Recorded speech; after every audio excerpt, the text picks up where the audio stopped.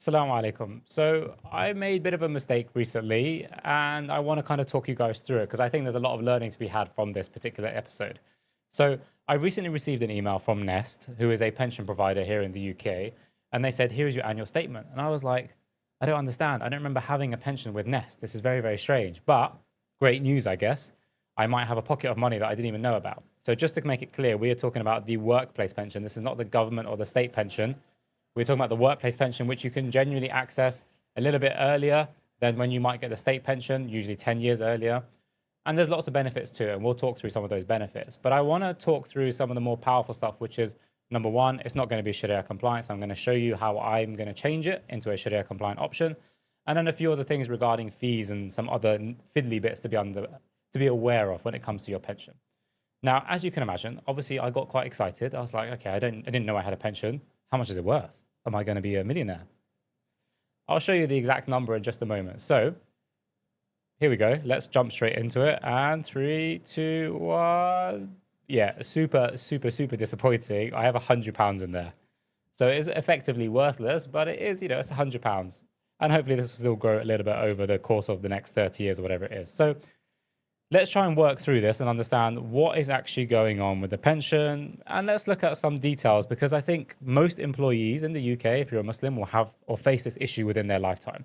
You get auto-enrolled into your workplace pension. It's not going to be Sharia compliant, and you maybe don't even understand how it works. So if I scroll down, one of the first things I want you to make aware of is it tells you the name of where your pension is. So here they have the Nest retirement date, and it gives you an option to learn more about your fund. The other thing that you'll see is on the right-hand side, my face might be covering a little bit, but it says My Beneficiaries. So this is effectively if you were to die and you have accumulated this pension, who would take access of that? So it's really, really important that you put down a name so that they know who to kind of give the money to in case you were to die. So whether it's a spouse or a child or whoever it might be, obviously family. Then if you scroll down here, you'll see the contributions and it tells you kind of, well, how did you get to this £100? Well, it says I put in £27, all right.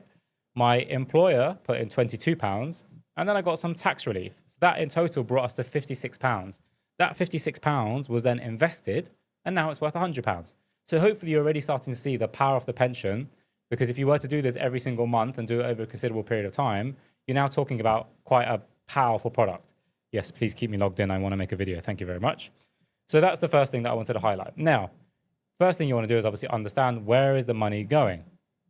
It tells you you'll be able to access this money on the particular year. So it calculates based on your birthday. So in case you want to send me a present, 22nd of August, keep that in your diaries.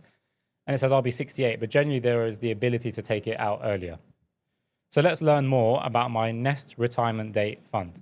So this is the fund your money is automatically put into unless you choose another option. The aim of the fund is to grow your money faster than the cost of living in the long term and give you a steady return on investment. Now, where is this actually invested? And it has this fancy little Power BI report. It's a bit annoying, the Nest website, because it kind of takes you not direct to the place that you want to go. But you can see some of the companies that it's invested into. So we can have a look at that. But generally speaking, I know it's not Sharia compliant because it doesn't have the word Islamic or the word Sharia in it. So I'm not that interested. So let's have a look at some of the other options that they have. Now, Nest have gone for the simple route when it comes to pensions. You might have seen platforms like Scottish Widows or Aviva, L&G, and they have hundreds of funds in which you can choose from for your pension. Nest have just gone for a few. So here are their options. They have something called the Nest Retirement Date Fund, the Nest Ethical Fund, the Nest Higher Risk Fund, the Nest Lower Growth, and the Sharia Fund. Whoop, whoop. Obviously, here we are. So this is for people that want to invest in a way that complies with Sharia principles. Obviously, that is great. A little bit more details around numbers. What's the aim of the fund? Standard stuff. Just so you're aware, Sharia compliant fund does not invest into Muslim businesses. It's investing into any business as long as they pass some rules, and the rules will be around the industries that they operate in and other things like debt and stuff like that. So you can see here it's investing into 11 different industries, tech, industrials, stuff like that. What else do I need to know? Well, it says this approach means it's invested in just 2 types of market, unlike the rest of our funds, and therefore carries a higher risk investment. And that means there's more uncertainty about the final value of your pot when you retire. If you know a little bit about investing, you genuinely understand when you have a long-term goal, you go for higher risk investments. And as you approach your goals and that time frame reduces, you want to kind of de-risk. So you want to move away from higher risk investments. So stock market, higher risk, lower risk, thinking maybe like Sukuk or savings accounts. So I will have the option to switch this fund. But before I do that, let's just do a little bit more digging to make sure we understand what's going on. So here are the details about all of those different funds. If I'm honest, it's not really that important just yet in understanding these things because, these things aren't applicable to us. The Sharia fund is a bit annoying on the Nest website. It doesn't tell you where the money is specifically going. There is a little dashboard that says the business it's investing into, but just so you're aware, we know that it gets invested into two funds. One is the HSBC Global Islamic Equity Index Fund. So it basically invests into stocks from around the world, and it invests into a Sukuk fund. So it puts those two together, and that's kind of the investment product that you now have. Now, within the Sharia fund, it says it invests your money in a Sharia-compliant way, which is great. Where does my money go? A little bit more detail. It's kind of a bit repetitive here. So one of the interesting things I want to show you is it talks about performance. So learn the difference between performance. So if we have a comparison between all of their different options on Nest, you'll see there is quite a difference. So the retirement date fund over the last 5 years has done 42%, which is really, really strong. The ethical 16, the higher risk fund 47, the lower growth 14, and the Sharia fund, 83%. Look at that. Go on, you Muslims. The best performing fund over the last 5 years. But hopefully you know why. And the reason is because it is a higher risk fund. It invests into less options or less investments. And so it's naturally a little bit more concentrated with its risk. And again, it breaks it down into annualized returns. So take that 5 years divided by the 5, and now you have kind of an annualized return. And on average, it's been hitting around almost 13% a year. Nest has made a fundamental change to their Sharia option. Previously, it used to have 100% of the money going into the HSBC Islamic Equity Index Fund.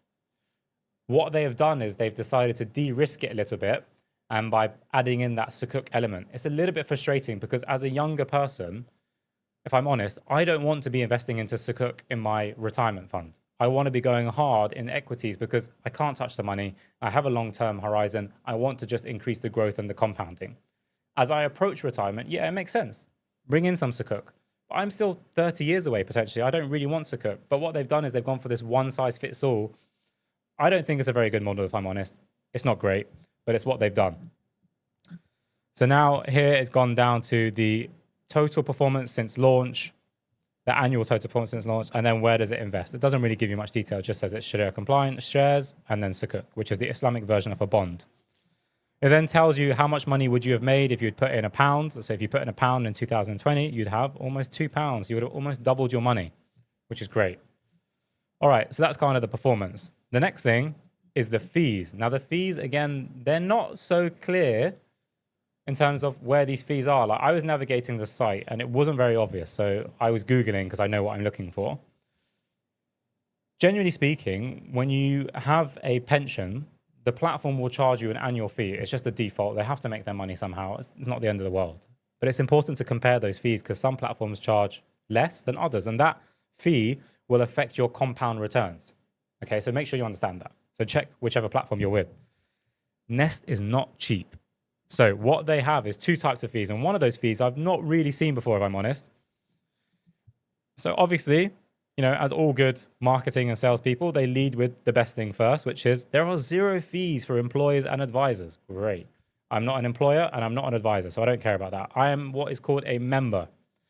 Now, as a member, what do I get hit with? Well, they charge 1.8% on every contribution. So imagine with a pension, genuinely you contribute every month. So you're getting hit with a 1.8% charge every single month that you are contributing. That's really expensive, and I've not really seen that type of charge before on a pension. They do charge a 0.3% annual management charge as well on top of that. That's on the cheaper end, I'll be honest. But that is a bit annoying to have that. And then on top of that, you obviously also have the fund fees as well, but they're largely unavoidable. So you shouldn't be too worried about those. However, some of the funds are cheaper than others, but with them, they don't make it clear what is the fund fee. So it's a bit frustrating in that regard. So that's something to bear in mind. This is kind of how it works. And it goes through an example of how much it would end up costing you. And it's worth looking into, just so you know.